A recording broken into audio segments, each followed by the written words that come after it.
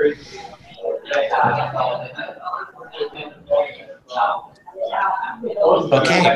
Hello, everybody. This is Seth, Head of Operations at QUOINE, calling in from Tokyo. And I am joined today, very excited, by Derek Capo, who is CEO of TokenPay. Derek, welcome.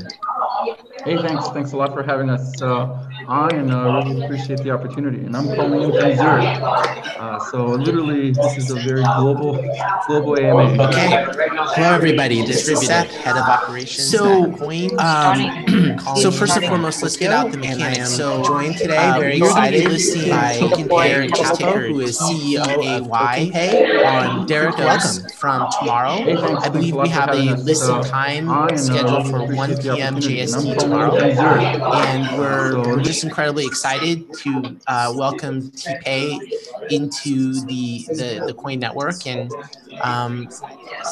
it's going to be great. The wallets should be enabled a little bit later on this evening, and like I said, we'll have TPay trading against Ethereum, Bitcoin, and Cash from tomorrow. So with that, I'd like to first start off, Derek.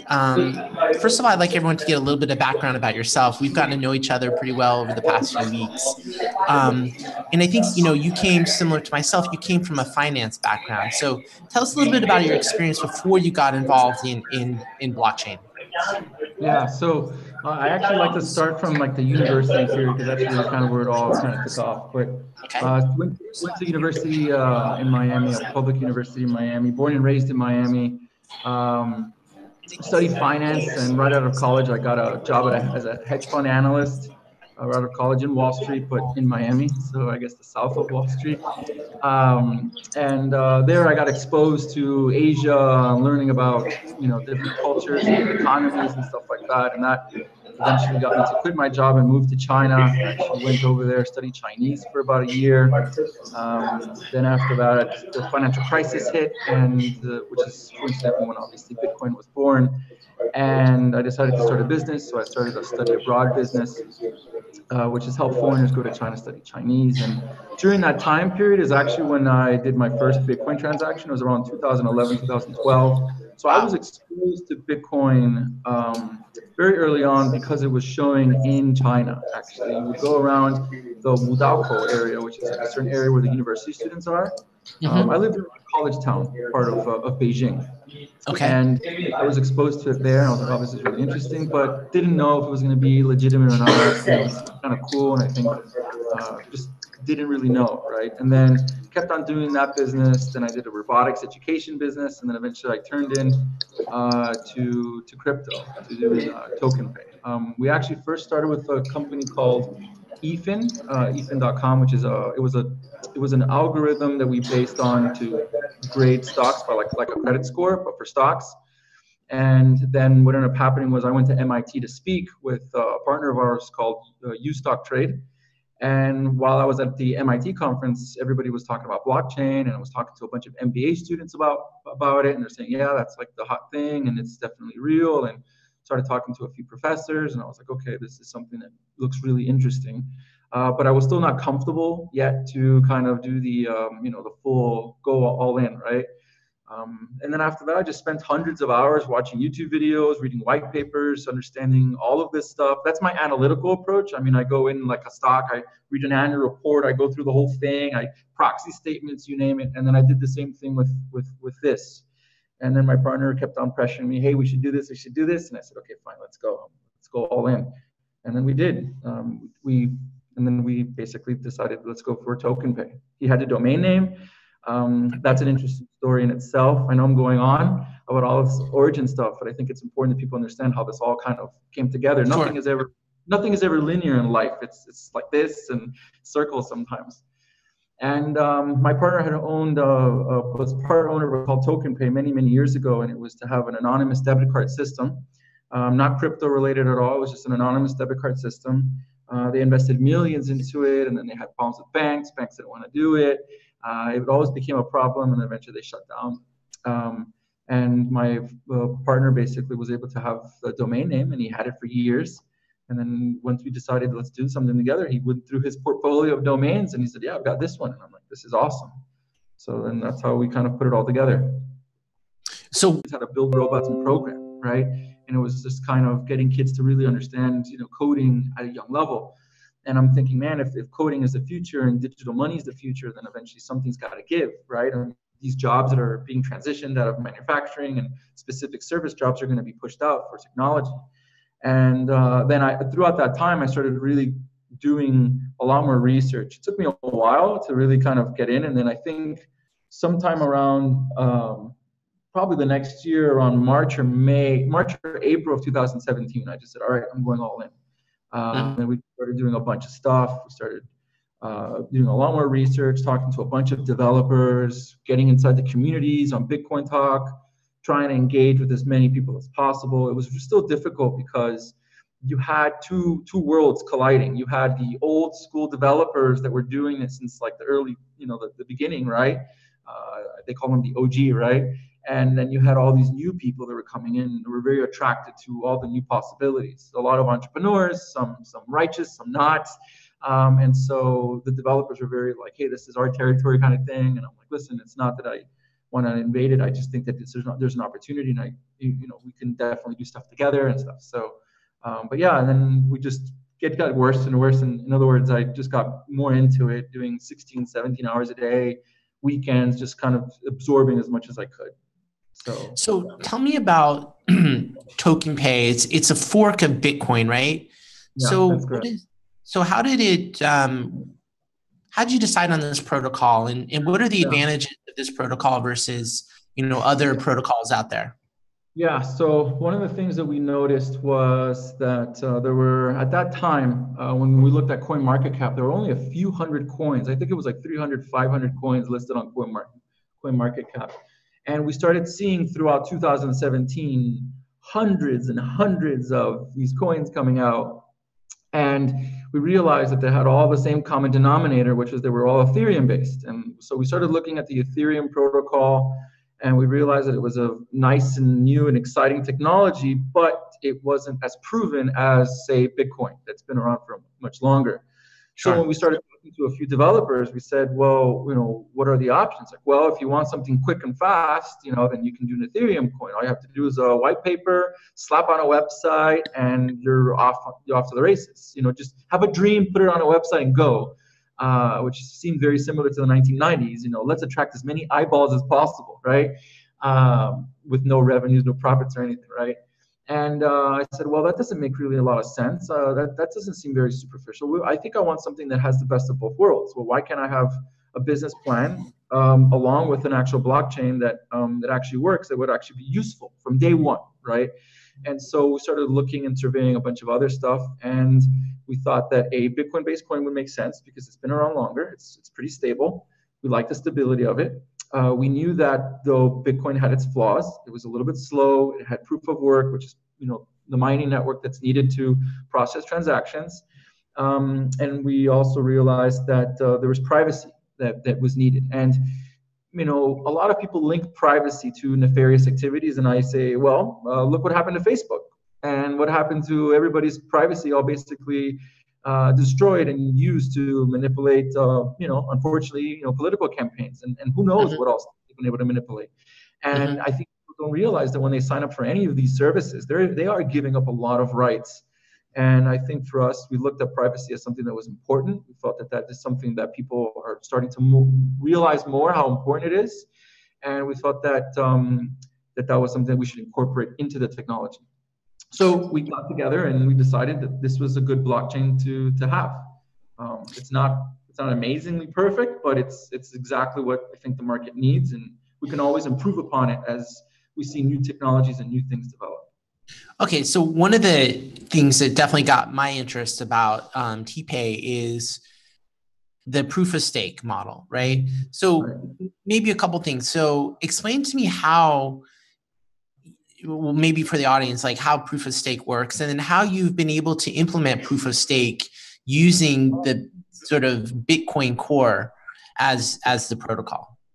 Yeah, so proof of stake was actually invented by a coin that was specifically just that, called PureCoin. And the model was proof of stake is extremely energy efficient. it's a truly decentralized network because all you really need to do is have your laptop open. It only works for desktops for now, and then eventually you can have it for mobile. So the whole point is that you don't really need to have these crazy expensive mining operations.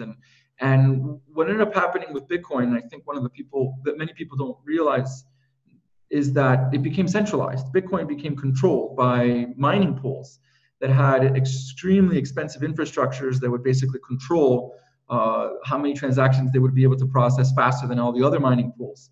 And so that's why you have all these Bitcoin forks, because mining pools would just say, well, if you're not going to do it this way, then we're going to go on our own. And that's why Bitcoin Cash is out, Bitcoin Gold, and there could be 10 more, right? I mean, as long as the primary one decides to leave.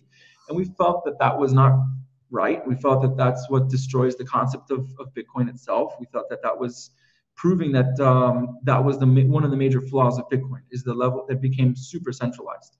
So for us, we said, okay, well, the only way to have a truly decentralized system is we have a proof of stake. It's based on an algorithm that's not just based on how many coins you have. It's based on how many coins you have, plus how fast your computer is, how much processing power you provide to it, the amount of time that you have it open, like the actual wallet open, and it basically creates a grading score, and it basically releases coins to computers that actually help out the most. But you can stake your coins on a Raspberry Pi. I mean, we had one friend of ours who got into the community. I've been talking to him personally, and literally got a Raspberry Pi, which is $10 to $15, and was able to link it up to a wallet and started staking. So it's just a way to, for us, it's energy efficient. It's a way to decentralize the network and not really have this risk of this massive centralization to fork a bunch of TPays to becoming something, just like Bitcoin. So there's a lot of reasons, but those are the top 3 or 4 reasons why. Sure. So let's talk a little bit about the other key aspect of the protocol, which is privacy. How are you achieving privacy? What is the model versus some of the other privacy coins out there, such as Monero or Dash or something? Yeah. So one of the main things is that we integrate with Tor. Some of them do not integrate with Tor. The ring signatures and the dual key stealth address is something that we all have, and I think that's because it's the main key component. We have also zero knowledge proof. One of them has it and one of them doesn't. I'm trying to remember exactly which one. One of the things that we do have that they don't have is encrypted chat. So that's based off the ECC algorithm. So in our wallet, if you have an address and I have an address, we can actually chat, and that's all encrypted. And all within the wallet. So like if you're making a transaction, you can communicate, okay, we're doing this, we're doing that, and you can just use that. People use Telegram, and I always I'm wary about that because, all these social media platforms, you're always exposed to something, right? But with us, it's basically in your software, in your computer, and you're really just encrypting using the blockchain technology, actually being able to encrypt that. So that's something that they don't have. But we figured that people want to be able to talk when they're making transactions, so why not? I see. But the general traceability and immutability, is there any differences in terms of you can see the history of transactions on a specific wallet address? Yeah, well, for us, for our Explorer, we only limited to, I think, a few hundred transactions that you can see on our Explorer. Like you can't physically go more and see the beginning, but you can see all the wallets. So we have two things you can do. You have public addresses and you have stealth addresses or stealth transactions. So the way it works is if you want to have a transaction, let's say you're buying something at a retail store and you're using Bitcoin or TPay or TokenPay, you're able to prove that wallet is yours because you have the transaction ID, you have all that stuff, and it's just very normal like Bitcoin, right? But let's say you want to send somebody, $50 or 50 TPay, and you want to send it in a way that it's anonymous, where they receive it, they know that they got it from you, but nobody else knows that you sent it to them, right? I see. Why is that important? I think this is something where people start to immediately tie to the nefarious activity, and I try to best to understand it. I don't agree with nefarious activity. I don't condone it. I don't support it. But I think that people have a right to be able to send anybody anything whenever they want and however much they want. And it's up to them to follow the laws of their applicable country in their reporting. I mean, at the end of the day, it's up to them to have that right to do that. I look at it like you go into a house and you have your house painted and you pay the painter $500, and then the painter gets that $500 and gets a babysitter, and the babysitter goes and spends it on many things, and that cash flow cycle continues for who knows how long, right? And we feel that as things become more and more digital, that right of having the ability to send something like that, like cash itself, anonymously, is gone. It's being eliminated. And we feel that with crypto, that is just another opportunity. So we see it that way. I would never do anything nefarious with that. But I think that's one of the features that I think a lot of people like. Sure. Okay. So tell me about what are some of the first, so like any project, reading through your white paper and your roadmap, there's all sorts of things on your roadmap and use cases. What do you think are the first sort of big use cases and utilities for the TPay token that we'll see in, say, Q2 or Q3 of this year? Yeah, so the main thing that we wanted to do was to have an ecosystem that would have the ability for people who own TPay to be able to consume and store and convert TPay in any way that they want, right? So the first thing we started was, let's have a merchant services application. The merchant services is essentially for a business to be able to collect TokenPay and for consumers to use it. Now, people always ask, well, if a consumer wants to use TokenPay, how can they have access to it? Which is why we're listing on exchange. We're not listing on exchange because we're trying to make this all about helping traders. On the contrary, we look at exchanges as the ability to enhance our liquidity with the applications and businesses that we're trying to build around TokenPay. And it's all about accessibility. If you have accessibility, then we're able to accomplish these goals, right? So the first one is services. The first one is merchant services. We feel that if you're a merchant services, you still need to connect the old world to the new world. So if you're collecting TPay, maybe you have vendors that still need to be paying fiat. That's okay. We understand that. But we believe that over time, potentially less and less vendors and customers, whatever, may not want to use fiat for whatever reason. And so we're buying this bank and integrating the bank. So there's like this connection between the old world and the new world, right? The debit card system is just another way of being able to spend some of the crypto that you have into actual real world applications. But we've actually started to go even deeper into that. So we decided to go into building and buying other small little businesses that we're actually going to be able to build and actually go into that. So we've mentioned, some people have mentioned already. So we like the gambling sector. We think that's very opportunistic for us. In fact, we have a lot of connections in that industry only because they really like the privacy features of that. We look at let's see, we're looking at, trying to remember, we're looking at escrow. So we bought tokenescrow.com, which is basically, we see that more and more transactions are going to be done with escrow. So for example, in Miami, there were, I think, 80 something Bitcoin deals that were done in the fourth quarter of 2017. The biggest problem with all of these transactions is that Bitcoin price keeps going up and down. So with escrow, what you can do is you can send somebody Bitcoin.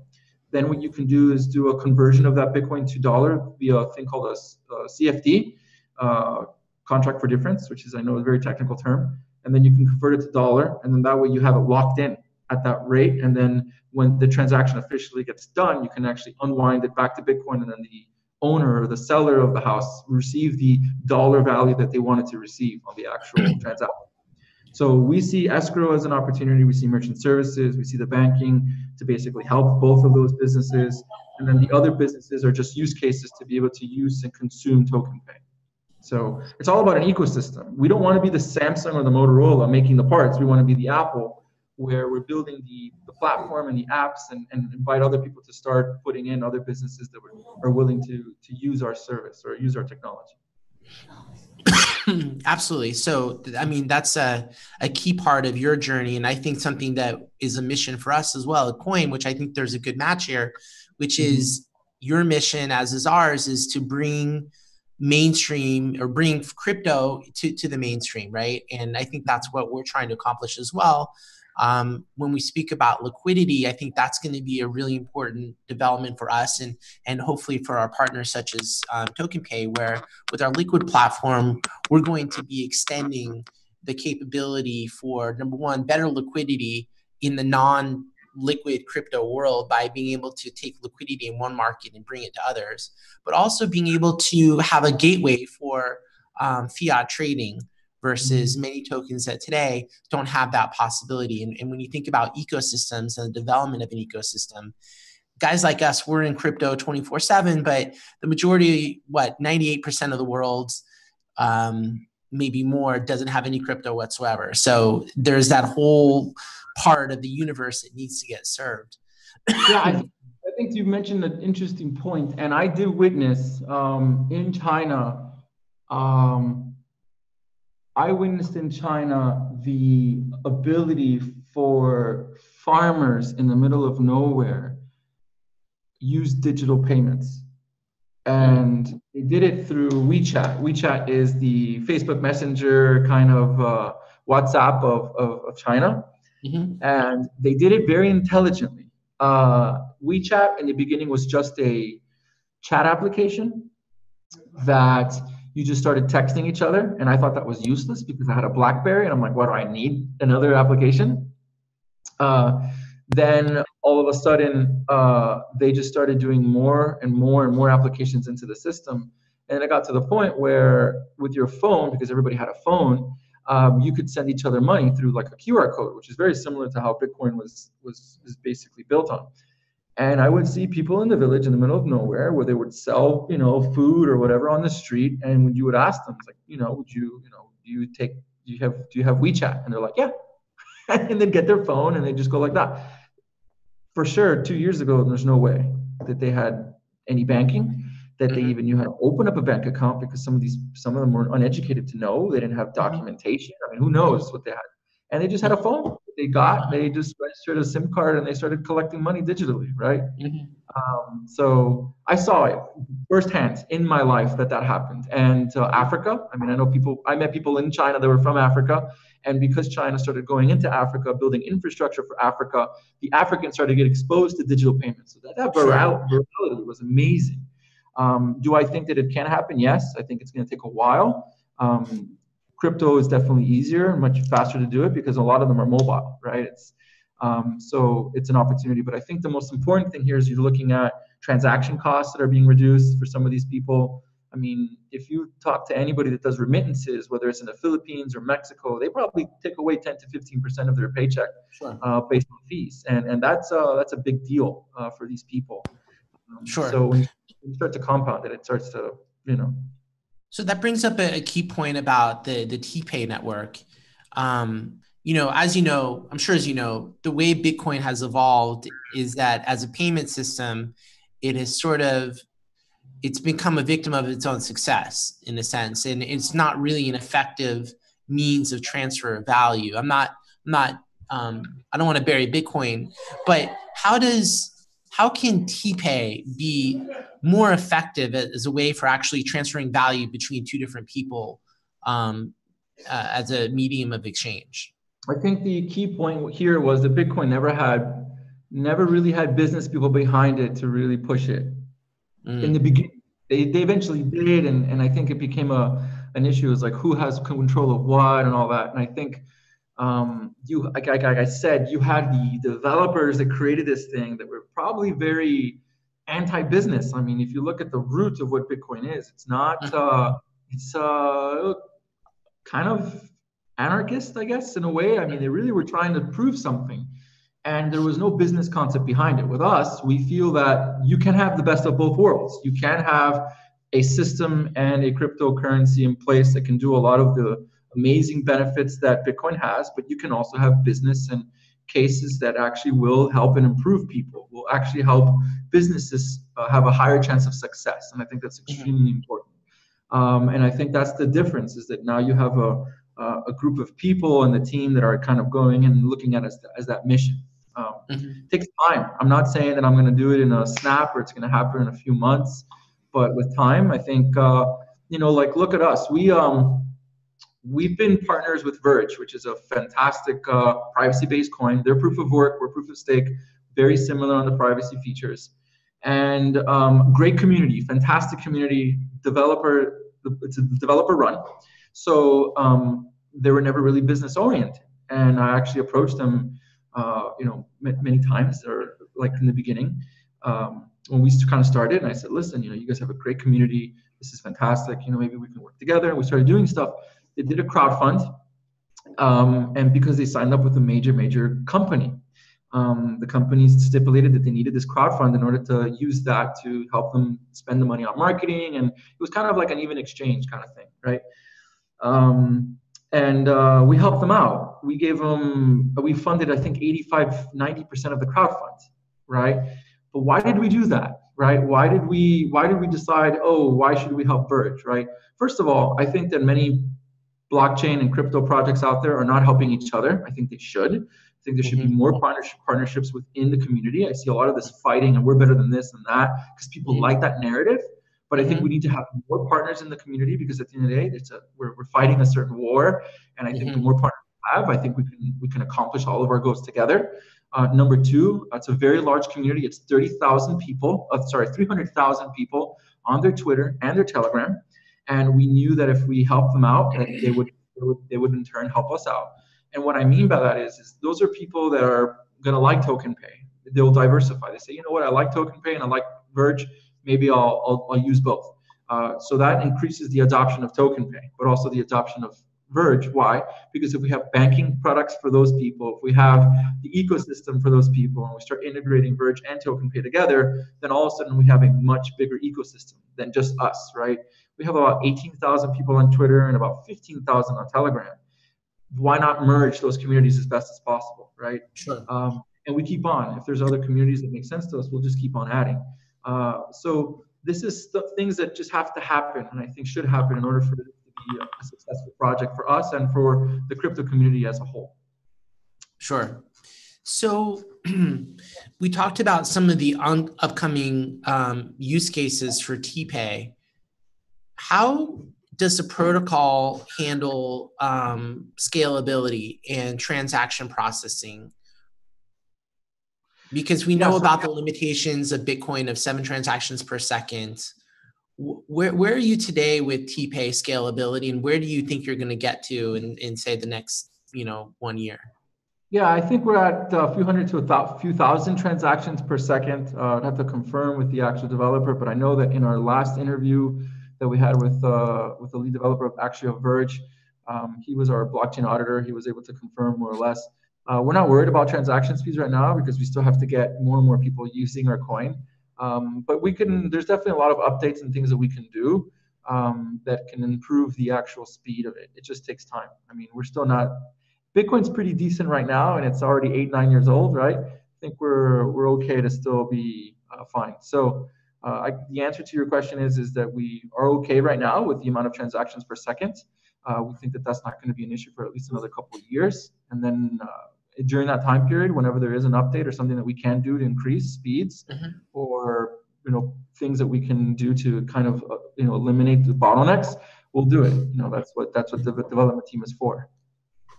Fantastic. So just to recap here, people, this is why I'm so excited about bringing you onto our platform. We have solved, we're moving away from proof of work, which is, I find to be incredibly wasteful and non-productive way to use energy and computing resources. So we've moved to proof of stake in a functioning protocol. You solve for limitations that we see in blockchains with transactions, and you've achieved a lot of privacy gains.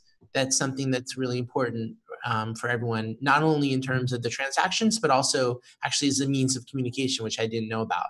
So I see a lot of really amazing features here. Let me take it in a slightly different direction. Talking with you the past couple of weeks, one of your plans is actually get into the banking world. Why banking, and why now? Yeah, I think when I mentioned it before, what I said was banking for us is really kind of connecting the old world to the new world. In theory, the whole point of crypto is that you don't need a bank, right? That you are your own bank, that you store your own coins and your wealth and your value and and stuff like that. However, if you want to have adoption, massive adoption, you're going to need facilitation to be able to have that, to make it happen. So what is that? We see the facilitators as an application that basically makes it easy for businesses and consumers to spend or use the actual coin, which would be TokenPay. That's merchant services. You need exchanges to provide the liquidity so that consumers have the access to it very easily. And then the third thing is you have banking, which is the ability for people to still convert these digital assets or currencies into fiat to pay regular bills, to pay for other things that are still have not progressed or gotten to this whole new world that we're moving into. So in theory, you don't really need a bank, but we feel that in order to escalate the adoption, to escalate the ability for us to succeed long term, this was the right approach. Well, you can counter to that question, I think you may have mentioned that privately before, is why not just partner with a few banks or one bank? The answer to that is that we have seen other competitors that have put their eggs in one basket with one company, and then within a day or seconds, somebody can do something wrong, and then all of a sudden they'll lose that relationship, and they're literally not able to do anything. And so we would rather be in a position where we are in Germany, which is actually, they're very influential in the European Union. Obviously, the rules that they say will probably ripple around all of Europe. We know that. So if we're in a country like Germany and we're close to the government and understanding what's going on and the regulations, then we'll be able to adapt and comply to whatever it is that makes sense, right?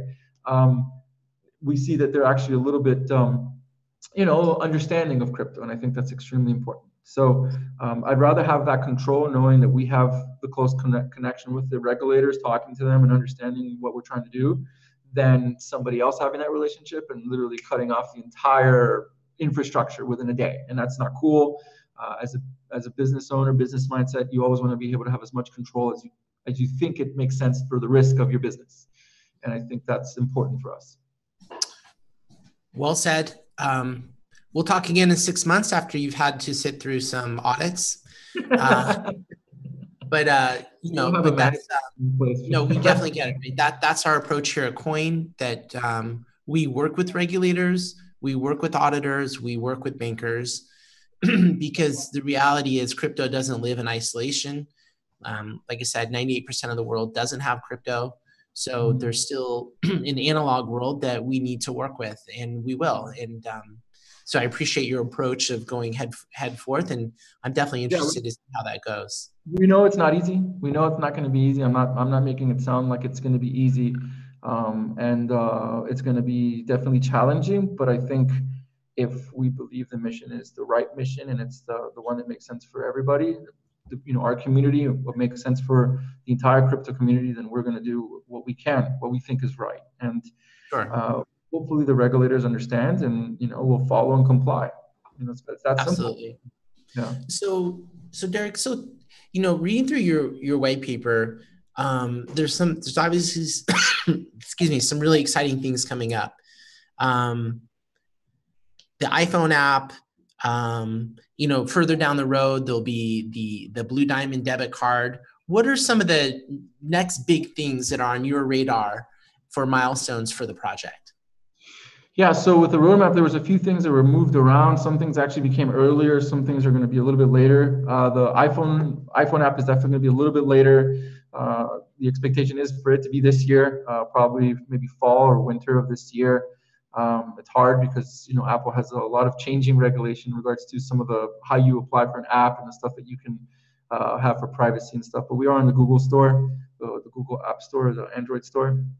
The merchant services is actually being built right now as we speak. We do plan on launching that either an alpha or a beta version sometime in the second quarter, which is pretty much on track. The banking actually is put on the roadmap that it's the third quarter or fourth quarter of this year.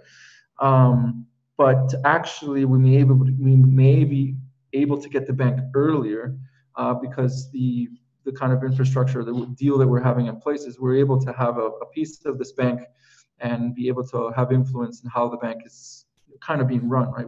We make suggestions to the executives. They obviously want to do this, right? It's not like they don't want to. And we're able to really start doing stuff at the bank really quickly, which is a lot faster than we expected. But full control and ownership of the bank will take long. I mean, they told us it could take 6 months to a year and a half to get full control of approval. So this is a great way to still have it, but then, you know, over time, when we officially have it, it could be this year, it could be next year, but it won't matter because we'll still be able to operate as if we kind of owned it. Absolutely. And that will help you to round out your ecosystem in a sustainable way. So that's really exciting.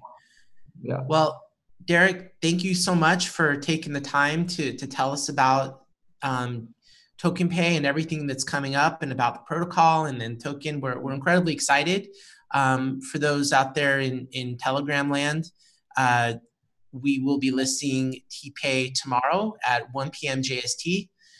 And actually, no, I'm corrected. I think we agreed on 9 a.m. JST tomorrow, which I